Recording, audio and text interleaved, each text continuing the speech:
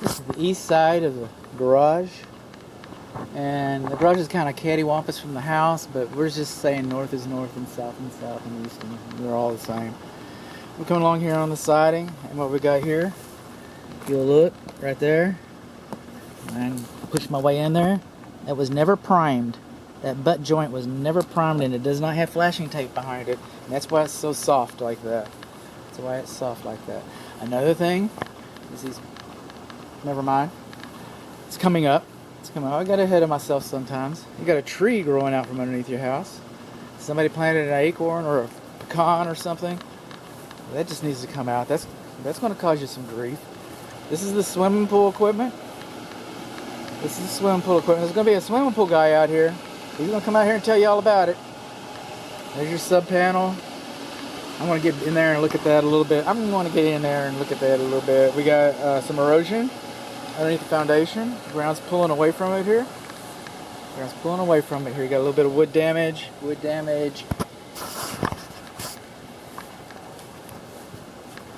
Coming along. The bushes are kind of close. That's a dog door right there. That's a dog door. It's okay if you got a dog. If you don't have a dog, that's a hole in your wall. These butt joints are supposed to be staggered. That's called a runner. And water runs down runners and causes wood damage. Look at all that. Just like that. And then, just an idea. See the bottom edge of this? You have that trim board at the bottom. That horizontal trim board at the... Well, what that means is this home wasn't built with that. That was added later. They're covering up damage. We have some negative drainage from the pool. We got bushes next to the house. And then it was dollars of donuts. That's called a clue. That's not a symptom, but a clue. Okay, my forensic imagination is leading me to lead you to believe that if you took that board off, there'd be wood rot behind it. And this is the swimming pool cleaning equipment. Doesn't look like it's been used in a while. Just doesn't. Forgive me for that. This is the patio. And I promised this in the other video. I did. I said we're going to have capillary action some more. But here's our capillary action right here. These posts did not have stands installed beneath them. They didn't. And then what happened? Would that cause water to wick up inside the post and cause it to rot? I think it might. I think about that sometimes. This door is pedestrian door to the patio area. Okay. Well, it doesn't have a threshold plate.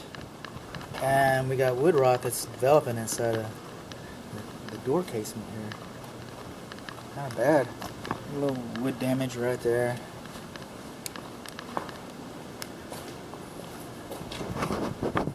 What we don't have over the doors and the windows, over these windows. This is the house. We're back at the house. We don't have Z-bar flashing. Z-bar flashing wasn't installed.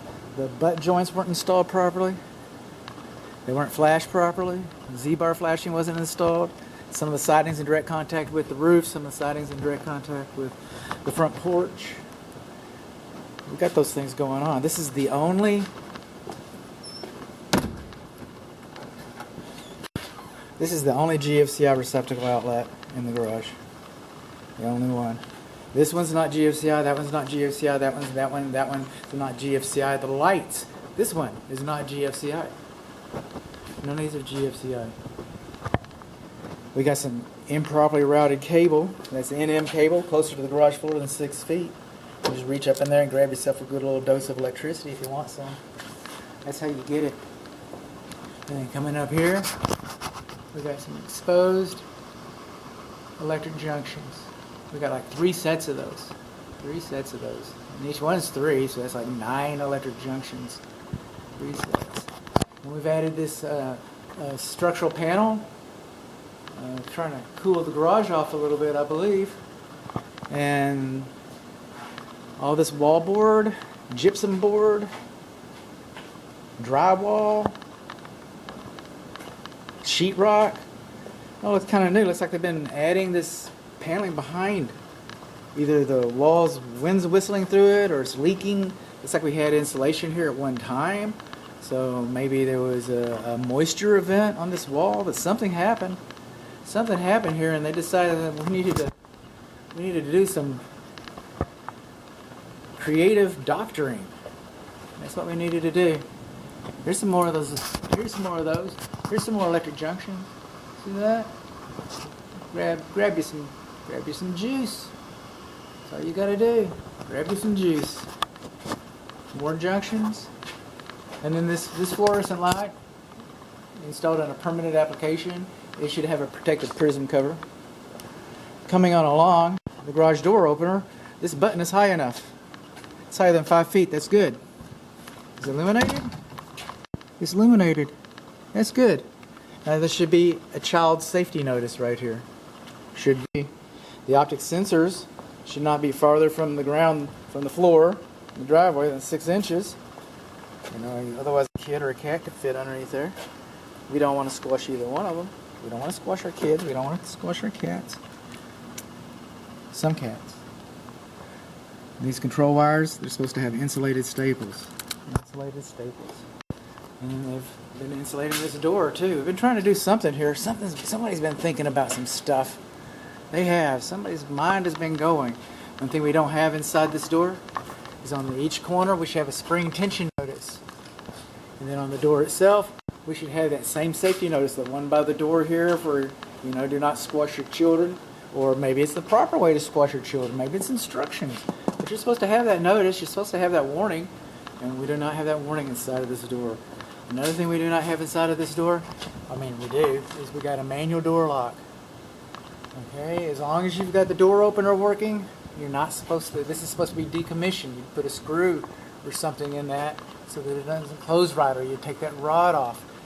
Otherwise, you could come home, this door's closed, somebody locked the door, walk through the pedestrian door, you come home, you're tired, you push the button, the door tries to raise, but this lock is locked. And then it jacks your door all up. Now, we do not have a pull handle inside the door, but we do have one on the outside of the door. I'd like to show you, but this gate's locked, so, you know, there's that. Then, say you got the high light, say you're squashing your cat, you want to get the door off of your cat, things are going bad fast, you reach up here and you don't have an emergency pull handle. Pull handle's missing. Poor cat. Poor cat. I can tell cat jokes. I can. I got 6 cats. I get special privilege to tell cat jokes. Okay, one of our luminaries, I don't know if it's kind of bright in this, is burned out in the lens cover. Okay. Let's see if this door works or not. That's a good idea. People want to know. It's quiet. Cat ran through. It works pretty good. Now this is the only attic we're going to see today, so I might as well put it in this video.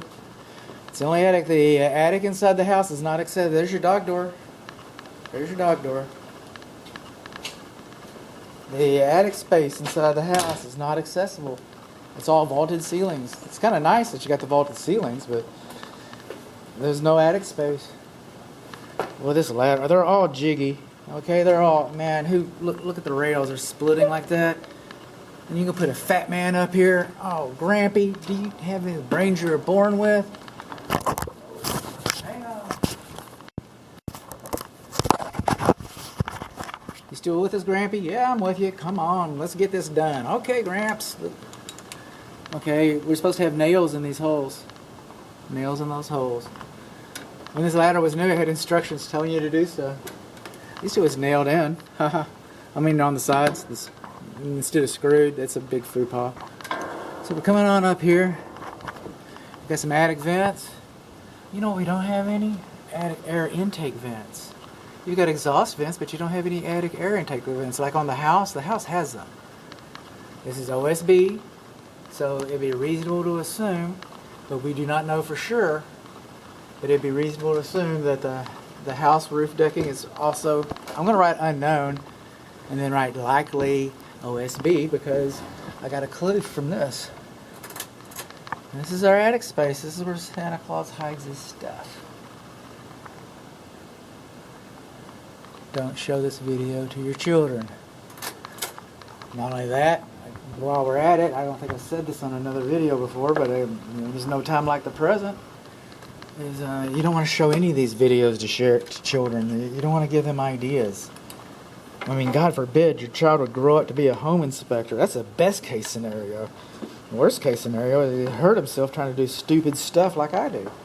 So you just don't want to share that with your children. And the rails do not extend like they should. There's some window screens. We're missing window screens in the house. So is this enough? I don't know. Are they in good shape? Yeah, maybe some of them. Maybe not some of them. Are they the right size? I don't know. We just got a lot of screens here. If you're told that you got screens in the garage, well, that's a great thing. Could you put them on for me, please? Before I take possession, if I walk in the house, I just kind of like everything to be right. I'd like the light bulbs to be replaced, the burned out light bulbs. If it's just a burned out light bulb, you can do that.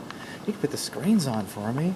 And that's the only way you're going to know whether it's the light bulb's actually burned out. That's the only way you're going to know that you got enough screens that actually fit and look good.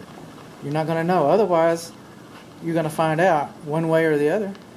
One way or the other, you will find out.